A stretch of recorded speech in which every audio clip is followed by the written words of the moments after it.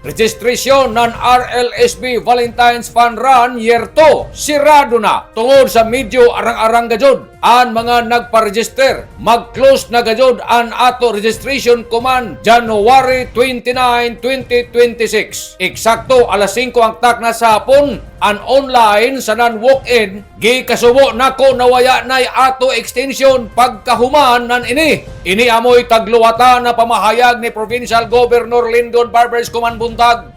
Tagpasabot ni Governor Barbers na ang taglaong na sirado na kadtong magparehistro nan online. Pero Jawi ija good news, open ang ato walk-in registration sugod ni adtong Enero 26 didon sa Surigao del Norte Provincial Youth Development Office hours lamang. Laong ni Governor Barbers magdaya lamang kamo ng valid ID ng Prof O nagpamatuod na taga Surigao del Norte kamo. Salamat Karajaw, matod ni Governor Barbers sa inyong overwhelming support. Mga amigo, sanan mga amiga, excited na Karajaw ang gobernador nga makita kamutanan sa run. Kita-kits sa event. Tatak Lindon, tatak Lingon. Amping, ampo, abante Surigao.